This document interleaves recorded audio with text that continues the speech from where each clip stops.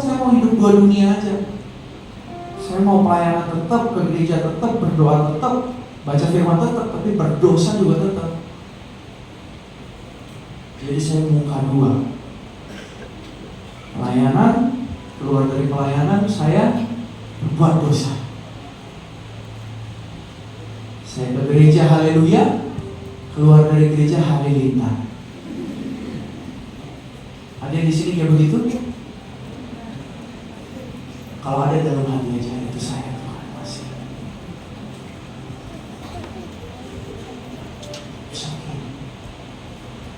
It's okay.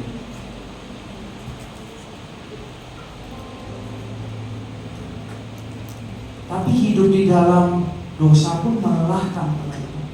Setuju? Setuju? Setuju.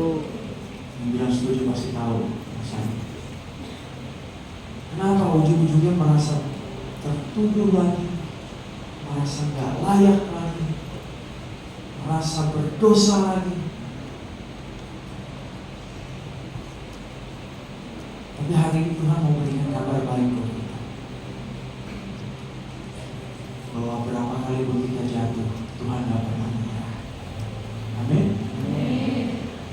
Pada saat itu saya terus hidup di dalam dua dunia. Di gereja iya, buat dosa iya, terus seperti itu. Sampai satu titik Roh Kudus manggil di dalam hati. Saya ingat banget, saya lagi kelas 2 SMA, lagi di toilet sekolah, saya lagi cuci tangan.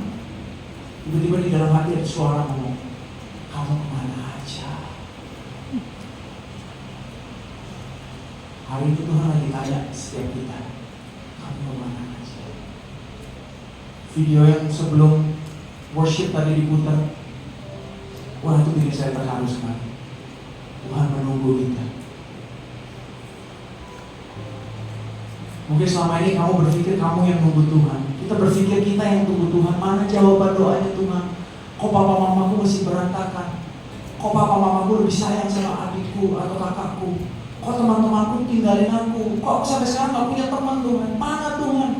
Kok pacarku ninggalin aku? Ada di sini baru ditinggal pacar, baru selingkuh. Bersyukurlah karena Tuhan dekat dengan mereka yang patah hati.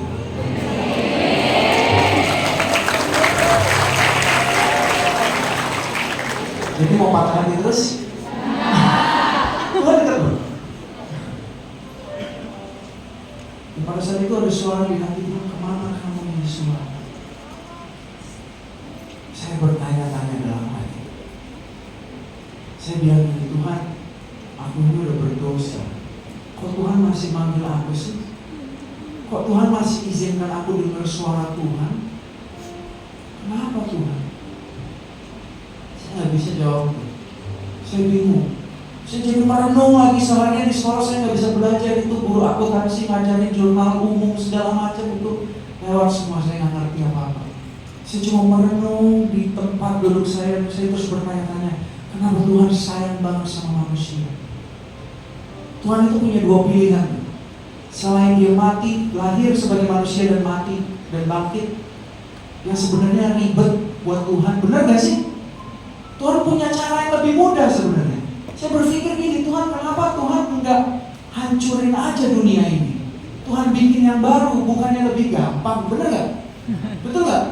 Kalau seorang Yesua Abraham jadi Tuhan, melihat wajah-wajah yang seperti Yesua Abraham ini, yang munafik, yang di gereja kelihatannya suci, tapi keluar di sana kotor, najis, gak jelas.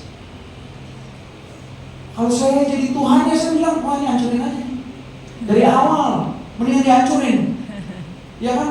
Dari Adam dan Hawa jatuh, mendingan dihancurin, langsung bikin yang baru. Tapi kenapa Tuhan? Why? Why? Kalau harta kereta muslim kan? Why? Kenapa? Kenapa Tuhan mencintai manusia? Gak dapat jawabannya. Saya pulang ke rumah, saya telepon papa saya. Papa saya pendeta. Saya bilang ke papa saya ngaku dosa. Saya bilang, Pak, saya bisa begini selama ini. Saya begini. Papa saya cuma bilang, yes. Ayo bertobat, balik lagi gitu. Saya bilang sama saya, tapi aku punya satu pertanyaan. Kenapa Tuhan secinta itu sama manusia? Kenapa sih Tuhan sesayang itu sama manusia? Dia bisa bikin dunia yang baru, dia bisa bikin semua hal yang dia inginkan terjadi. Kenapa Tuhan harus ribet-ribet melewati, menghadapi manusia-manusia yang gak tahu diri, yang dia itu udah mati di kayu salib, Pak. Dia tahu loh, waktu dia mati di kayu salib itu masih ada yang namanya Yesus tuh bakal berdosa. Orang-orang yang lain yang katanya cinta Tuhan tiba-tiba jadi murtad, tiba-tiba jadi benci sama Tuhan, tiba-tiba menyakiti hati Tuhan. Tapi kenapa dia tetap mati? Padahal dia bisa lihat ke depan, dia bisa lihat betapa menjijikannya manusia. Kenapa Tuhan tetap mau mati? Apa saya cuma jawab satu kalimat. Saya seumur hidup jadi orang Kristen, baru kali itu saya dengar kalimat itu. Nggak tahu kenapa. Mungkin saya selama ini tiap kali ibadah, apa saya main-main atau gimana, tapi kalimat itu bicara sangat kencang di hati saya. Apa saya cuma bilang begini, karena kamu berharga di mata Tuhan. Karena manusia berharga di mata Tuhan.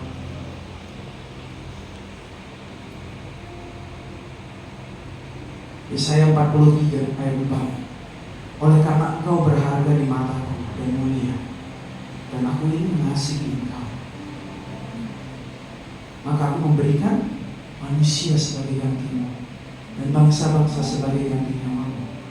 Oleh karena engkau berharga di mataku dan engkau mulia, dan aku ini mengasihi engkau, maka buktinya apa? Yesus lahir buat kita. Dia memberikan manusia sebagai ganti kita, sang manusia yang tidak bercacat celah, anak domba Allah. Dia rela memisahkan dirinya dari Bapa demi untuk kita semua. Karena kamu berharga. Kamu berharga bukan karena masa lalu, bukan karena tindakanmu, bukan karena perilaku. Kamu berharga karena kamu adalah kesayangan Tuhan. Amin. Amin. Amin. Boleh kasih tepuk tangan buat Tuhan.